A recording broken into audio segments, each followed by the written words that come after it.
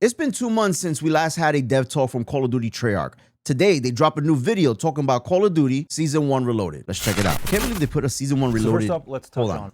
Before I start, I still can't believe that they put a Season 1 Reloaded dev talk out now. Meanwhile, it's been about, I think, 2 weeks since we had Season 1 Reloaded. So they're about 2 weeks late, unless this is about what's to come before Season 2. So let's hear what they have to say. Weapon balance and gameplay updates. If you remember, before the holidays, we did have a fairly comprehensive weapon balance pass pushed live, specifically touching on things like the Akita. Wanted to make sure that those shotguns weren't dominating your holidays too much. And then last week, we had our next weapon balance pass that went live, specifically touching on the Maddox. With that one, we did want to make sure that we maintained its unique characteristics of that close range capability while pulling in that mid to long range a little bit. And then quickly, I'll touch on just our timings for gameplay balance updates, weapon patches. Depending on the season and where we're at, we do want to make sure we're taking our time on when those come live. We want to make sure that weapons like the Kogat, the so-called the Maddox, those have time to kind of settle in and see where they're at in the meta, hear your feedback, of course, and then look at that against the data we're getting. So timings can vary, but generally we try to hit those weapon balance updates at the start of a season or very shortly after. So let's touch on the maps that we're seeing in Season 1 Reloaded. Of course, we have the brand new 6v6 map, Yakai. That does support every single 6v6 mode, and of course, gunfight and face-off if you're playing those modes out. I will say, Season 1 Reloaded and Season 1 has probably been the most, I guess, balanced. I don't know what the word is, but there's been less issues with Season 1 and Season 1 Reloaded. I haven't really played any of the new maps in Season 1 Reloaded, but I played a lot of Zombies, I played a lot of Warzone, and there hasn't been any issues. So I guess I gotta try these maps out to really see what they're about, but I really don't care for multiplayer like that. I'm not a multiplayer guy. I mean, those days are gone for me. I play them from time to time, but it's not something that I look forward to, you know? There. That is generally our philosophy with our new 6v6 maps as we release in the future. And then we also saw Meltdown, which we haven't seen since Black Ops 2. And of course, we saw the return of Fringe, which has been super awesome to play with the new Wall Jump Edition in Black Ops 7. So weekly challenges. We've been very excited weekly to see challenges, the reception man. of weekly challenges in Season 1. Love the XP. Starting with the Ballistic Knife in Week 1, onto the Deadeye Drone Score Streak, and then with the M8A1 Full Auto conversion.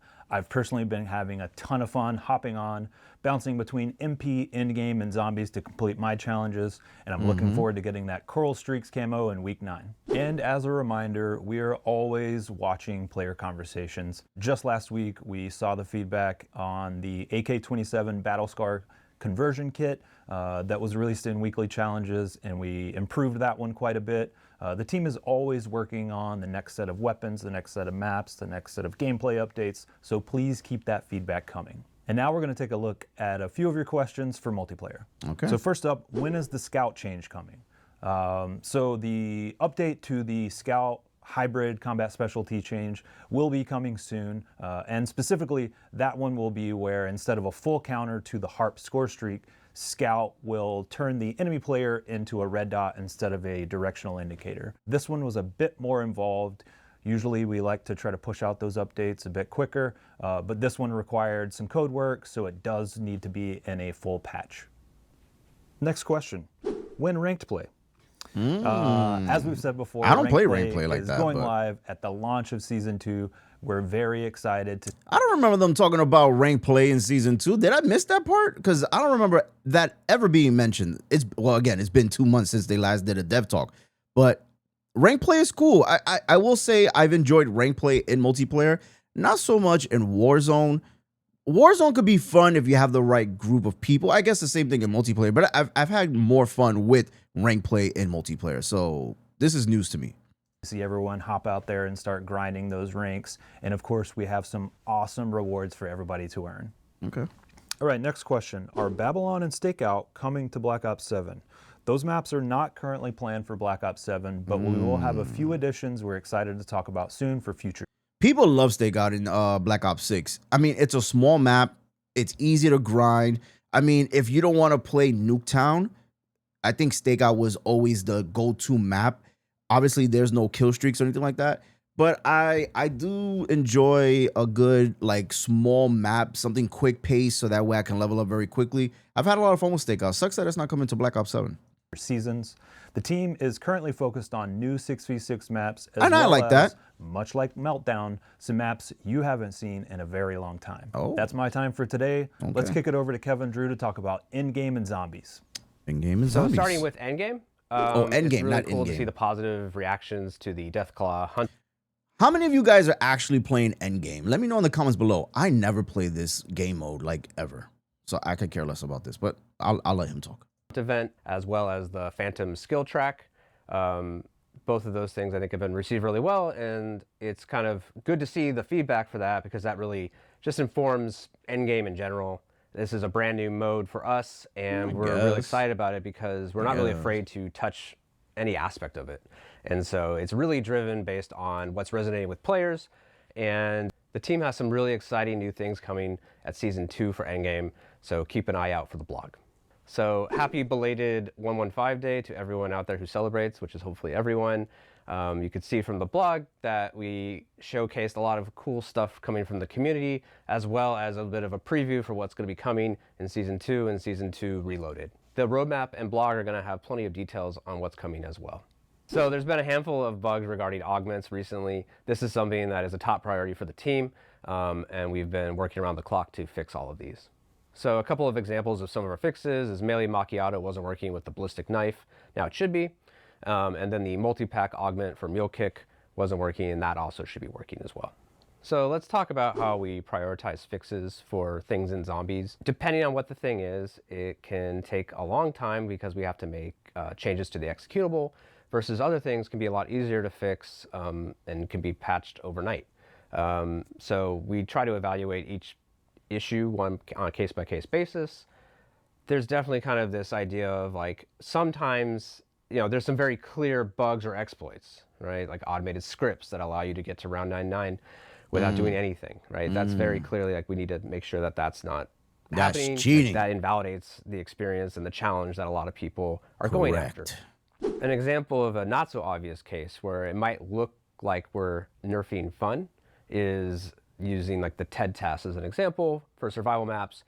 We slightly extended the variance of when those could appear. That actually came from me. In play tests, I felt like having those appear so frequently was actually a little distracting from just the core I would say that's survival true. experience. Yeah. But I can see why, you know, people react and see that as You know, the one thing I think they should remove from TED is like that little XRCRD, whatever, the little remote control car. You got to have the zombies follow it. Once you lose that one car, you don't get it back. So that one, remove it entirely. I think that one is ass. But I do like the TED stuff that they have going on. It is pretty cool. I like getting the you know, the prizes at the end that help you continue your journey in survival mode. So I do like it. Surfing fun because we are occasionally make it so you can't earn as many rewards. So in that example, you know, we're listening, we're going to revert that change to bring it back to how it was. So as you might have seen in the blog, Cursed Survival will be coming at the start of Season 2. You'll be able to use all of your relics on all the survival maps. This is something I had talked about last year, wanting to make sure we did it right, making sure we are able to reward you for doing this. So we do have a cool set of rewards for doing different tiers on each of the survival maps that include really nice XP bumps, gobblegums, and some unique weapon charms that are based on the relics themselves. This will be private matchmaking as well, just like normal Cursed. The reason we do that is because you can activate all sorts of different relics and create really difficult game sessions, so we don't want people to publicly matchmake into that. But you should still be able to play by yourself or with your friends. This is a mode that's brand new to us as well, and it's really exciting because we get to see what resonates with players and react to that. So we have plans to make plenty of relics throughout the rest of the seasons. We're really excited about the relic designs in general because it's something that, you know, we're all making together. We're listening to the community. We have our own new ideas about different ways to play the mode and different combinations of how you can put all that together. So something we're just really happy to be making on and are excited about. So now we'll touch on some of the questions coming from you all out in the community. So can we buff the LGM-1, right? The map's been out for a month now, so we're still evaluating it. In the case of this type of wonder weapon where it has infinite ammo, I don't we really are care very for it. cautious about damage, but we also hear that it's not quite doing enough damage at high rounds, so that's something we're still evaluating. Also, the LGM-1 will be in the Mars survival map coming at Season 2, so it's something that we're still very much looking at for balancing. Any further balance adjustments for Oscar? So we feel like Oscar is in a pretty good place. His role is a unique one. He is a tank that actually discourages you from trying to kill him. That being said, we understand that if you do go through the great lengths of taking him down, the rewards could be slightly better. So that's something we're still looking into, but no promises. Okay. Any updates on legacy weapons coming to Zombies? So this is something that we're excited about with the team. We're still trying to figure out the right way to do it. And this is kind of an extended stretch goal, but I think the way we do it will be something that players will really enjoy. Are the remaining relics bugged or just undiscovered? They're just undiscovered. We've tested them, and no more hints as of today, but keep hunting and looking for them. So that's it for me. Thanks again for all of the great feedback coming out of Season 1 Reloaded. Until next time. So with this Season 1 Reloaded dev talk, there's nothing about Call of Duty Warzone, which is unfortunate. There was just focus on multiplayer and Zombies and Endgame. This is pretty much just everything that comes with Black Ops 7. Was this a waste? I would say yes. This could have been a tweet, maybe like a blog, but a video to really not tell me much. It sucks because, I mean, I'm sure there's going to be more information leading into Season 2, but I don't know. It just feels empty. You know what I mean? And this is what drives players to go play other games because there's nothing exciting right now. And that sucks. I want to know what's going on with Warzone. Are we getting Blackout 2.0? I don't know. But let me know in the comments below. What do you guys think, man? Are you excited for Season 2 coming out in, I think, about a month or so? Maybe a couple more weeks?